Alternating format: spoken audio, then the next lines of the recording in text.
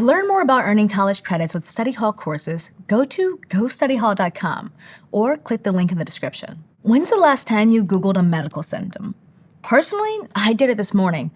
I either have the common cold or scarlet fever. Time will tell.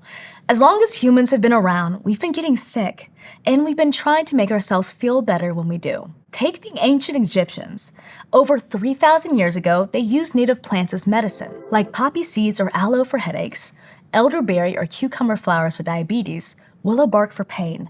They recorded these treatments in a book called the Ebers Papyrus, which is one of the oldest known medical records, kind of like an ancient WebMD. These kind of treatments were used throughout the ancient world, but it wasn't until thousands of years later that people tried to understand why they worked. In the 1800s, scientists isolated the active ingredient in willow bark and used it to create a new drug called acetylsalicylic acid.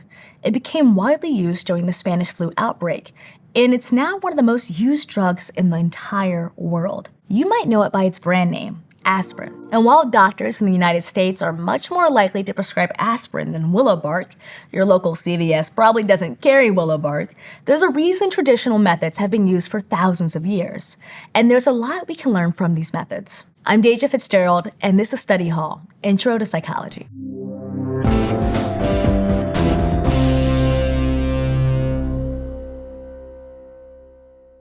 If you've ever been to a yoga class, meditated, used aloe vera, or drank ginger tea, then you're already familiar with some forms of traditional medicine. Generally, these kinds of treatments have their roots in ancient medicine used by indigenous peoples in countries like China and India, for example. And they haven't been preferred by medical doctors in countries like England, the United States, and Australia. White supremacy, am I right?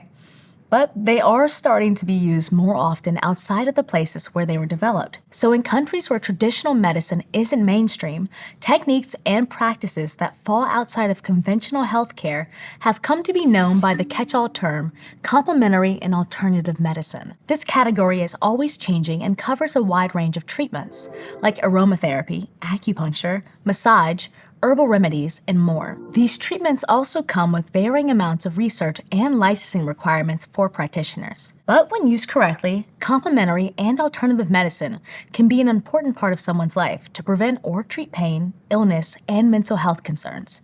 And there are a few different ways these treatments may be used. Imagine you're experiencing chronic back pain due to many hours practicing for your budding esports career. Every time you get up, it sounds like you're snapping a glow light. Here's how you might seek treatment for this pain with different approaches to complementary and alternative medicine. Alternative medicine uses only treatments that might be called non-conventional in the United States. So you might try a treatment like a deep tissue massage. Nothing like a stranger digging their knuckles into your lower back to really make you feel good. If you want to use complementary medicine, you try both conventional and non-conventional treatments. You might go to your doctor for some pain medication. Then you might also go to a Chinese traditional medicine specialist who may recommend herbal remedies or fire cupping, an ancient practice that uses suction to stimulate and massage your body. These interventions can work together to help heal you. Then there's integrative medicine, which is a comprehensive approach that uses both conventional and non-conventional treatments and also takes a broader view of you and your health. This approach considers your body, mind, emotions, and environment to address your pain. You go to a doctor to talk about your physical health. You could speak to a nutritionist who might recommend anti-inflammatory foods like olive oil and leafy green vegetables. You might buy a standing desk or a chair with better lumbar support and practice meditation or mindfulness to work on the psychological aspect of your pain. And of course, perhaps some acupuncture targeted at your lower back. Complementary and alternative medicine can also be preventative.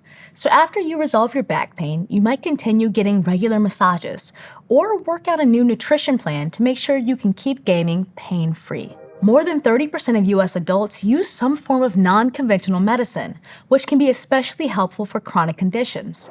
Natural supplements, meditation, yoga, tai chi, deep breathing, chiropractic treatments, and massage are the most common. Overall, complementary and alternative medicine is used in nearly 90% of all countries to some degree. And while some treatments target physical symptoms, many traditional practices are concerned with much more than the physical body. And that's the part that can really help us think a little differently. Complementary and alternative medicine has deep roots in cultural beliefs and practices around the world. And in many cases, these cultures view people as interconnected systems involving the body, mind, spirit, environment, and more. And traditional medicine often treats all of that. So maybe you really appreciated how your experience with complementary and alternative medicine helped your back pain before. And now your esports career is taking off. You want to make sure to keep your body in shape for long hours of practice, but you also need to keep your mind sharp so you can strategize and make good decisions for your team. So you decide to learn more about the roots of complementary and alternative medicine and the ways it can help your career. First, you look to Chinese traditional medicine, which dates back thousands of years. It says that each human body has a qi, a life force made up of yin and yang, which are two opposing but complementary forces. Yin represents femininity, darkness, and passivity. Yang represents masculinity, light, and action. Chinese traditional medicine is all about keeping yin and yang in balance. It may involve herbal remedies or techniques such as acupuncture, acupressure, and fire cupping, as well as physical movements like Tai Chi and Qigong. You're interested in how Tai Chi may be helpful for your concentration and reaction in the game. Next, you look to India and Ayurvedic medicine. Ayurveda is a Sanskrit term that roughly translates to the science of life. Similar to Chinese traditional medicine, Ayurvedic practitioners believe in energies inside our bodies called doshas. Ayurvedic medicine works to keep a person's doshas balanced. This treatment is holistic, considering a person's mind, body, spirit, environment, physical symptoms, and the root causes of these symptoms. And because Ayurveda looks at the whole person, treatments are very individual. They may include oils, tinctures, massages, baths, and diet changes to balance out the energies in the body. You decide to pay special attention to your diet and environment to keep yourself healthy and balanced as you pursue your career. Finally, you look into North American indigenous medicine, which also emphasizes spirituality and a belief that people and nature are connected. It often uses herbal remedies, like how the Lakota use purple coneflower for cold symptoms or bitterroot for muscle cramps. You keep this in mind for the next time you feel tense after a long practice. These are not even close to all forms of traditional medicine. Every continent, every country, every culture will have some form of traditional practice that can be considered complementary or alternative medicine. And they all have something to teach us about how we use medicine and how we think about our health and the interconnected systems of our minds and bodies. That's why, as complementary and alternative medicine has become more common alongside mainstream medicine in countries like England and the United States, researchers in these countries have also become more and more interested in understanding why these practices work. Take mindfulness, or our awareness of our internal state and our surroundings. Mindfulness has its roots in several ancient religious practices, including those of Hinduism and Buddhism. And recent psychological research has demonstrated again and again that mindfulness can improve our mental health and reduce anxiety. In one study, even a 15-minute breathing exercise was able to help undergrad students refocus their negative thoughts and stabilize their emotions. And mindfulness is key to many practices in complementary and alternative medicine. Like mantra meditation is a form of meditation where you repeat a word or a phrase to yourself. You can repeat a religious word like Shanti, a Sanskrit word meaning peace, or you can make up your own affirming phrase to help yourself release anxiety and stress, like this. I am smart, I am funny, I am strong, and beautiful. Definitely beautiful. In the past few decades, research into mantra meditation has found that it has benefits to long-term mental health and can help release anger and anxiety. Many other traditional practices like Tai Chi, Qigong, yoga, deep breathing, and more also involve mindfulness. And along with their psychological benefits, those practices also have proven physical benefits. For example, Tai Chi, a Chinese art of smooth, balanced movements, has been shown to increase the quality of life, especially for older adults.